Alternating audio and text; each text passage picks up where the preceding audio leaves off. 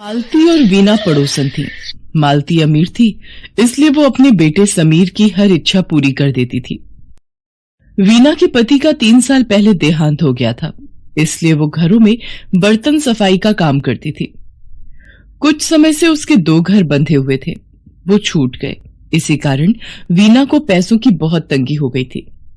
इस वजह से उसका बेटा रजत भी उदास रहने लगा था। एक दिन, ये देख समीर, मेरी मम्मी ने मुझे कितनी बढ़िया आइसक्रीम खरीद कर दी। गर्मियों में इतनी टेस्टी आइसक्रीम खाने को मिल जाए तो मजा ही आ जाए। समीर को आइसक्रीम खाता देख रजत का भी मन आइसक्रीम खाने का होता है। वो अपनी माँ से जाकर आइसक्रीम खरीदने की बात कहता है। रजत बेटा, तू तो जानता है अभी मेरे पास पैसे नहीं है कि मैं तुझे आइसक्रीम खरीद कर दे सकूं। अभी कुछ दिन रुक जा, मेरे पास पैसे होंगे तो मैं तुझे खुद ही खरीद कर दे दूंगी। ठीक है माँ, कोई बात नहीं। जब आपके पास पैसे होंगे तब मैं आइसक्रीम खा लूंगा।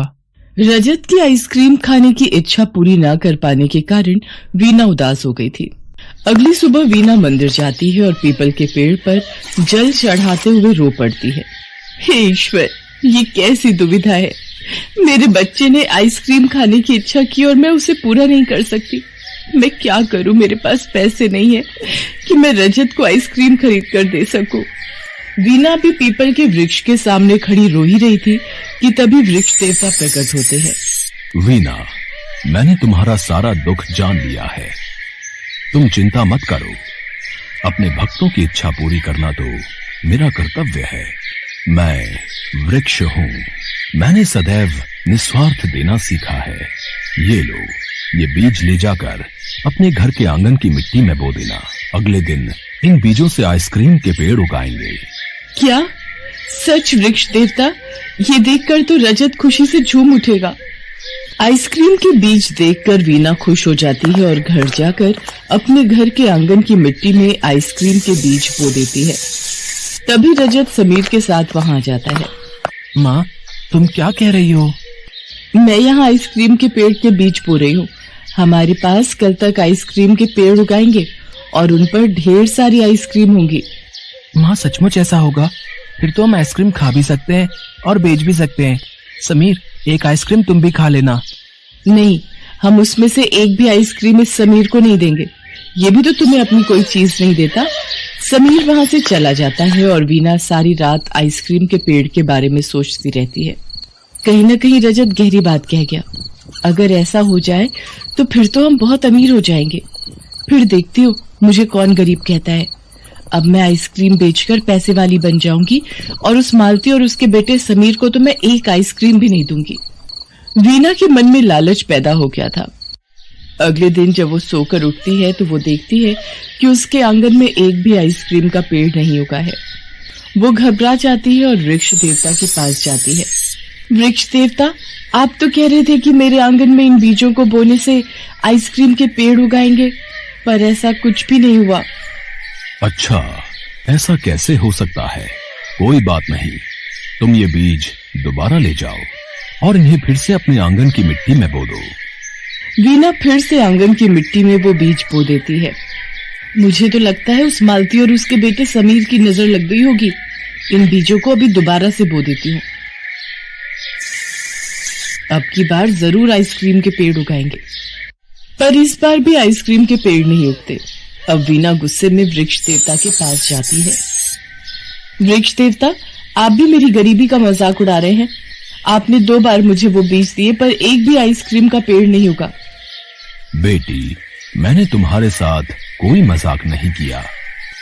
मैंने तो तुम्हारी सहायता की थी ताकि तुम अपने बेटे को आइसक्रीम खिला सको। मैंने कितने सारे सपने देखे थे कि अगर पेड़ पर आइसक्रीम लगेगी तो मैं उन आइसक्रीम को बेचकर खूब पैसे कमाऊंगी, घरों में काम करना छोड़ दूंगी, पर ऐसा कुछ भी नहीं हुआ। तुमने लालच किया और लालच इंसान का सब कुछ खत्म कर देता है। मैंने तुम्हें ये बीज तुम्हारे बेटे के लिए उसकी आइसक्रीम खाने की इच्छा से दिए थे, पर तुमने उन आइसक्रीम को बेचकर कमाने के बारे में सोचा, इसलिए आइसक्रीम के पेड़ नहीं उगे। साथ ही साथ तुमने ईर्ष्या की भावना भी रखी। हमें कभी किसी से भी ईर्ष्या की भावना नहीं रखनी चाहिए। अब तुम फिर से ये बीज लेकर जाओ और दृढ़ निश्चय के साथ अपने बेटे के लिए कामना करके इन बीजों को बोना। फिर इन बीजों से उगे पेड़ तुम्हें आइसक्रीम जरूर देंगे। वीना को वृक्ष देवता की बात समझ में आ जाती है और उसे अपनी गलती का एहसास होता है। वीना घर जाकर फिर से उन बीजों को बो देती है। इस बार वो अपने मन में लालच का कोई भी विचार नहीं आने देती और अगले दिन जब रजत सोकर उठता है तो वो हैरान रह जाता है। आंगन में बहुत सारे आइसक्रीम के पेड़ लगे थे और उन पर आइसक्रीम लदी हुई थी। वहां से गुजरते कुछ गरीब बच्चे उन आइसक्रीम को देख रहे थे।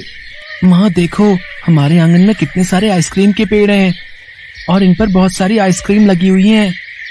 हाँ सच में, ये तो बहुत सारी आइसक्रीम है। आओ बच्चों, तुम लोग भी खाओ। रजत, सब बच्चों को आइसक्रीम बांट दो। समीर, तुम दूर क्यों खड़े हो? तुम तो रजत के दोस्त हो, तुम भी आइसक्रीम खाओ और ये लो, ये आइसक्रीम अपने मम्मी पापा के लिए भी ले जाओ। सब मिलकर आइसक्रीम खाते हैं। उस दिन के बाद वीना जब भी रजत के कहने पर आइसक्रीम उगाती तो गरीब बच्चों को भी बांट देती थी। वीना को पता चल गया था कि जो खुशी बांट कर खाने में मिलती है उससे बड़ी खुशी कोई नहीं। अगर आपको ये कहानी पसंद आई हो तो लाइक कमेंट जरूर करें और हमारे चैनल को सब्सक्राइब जरूर करें।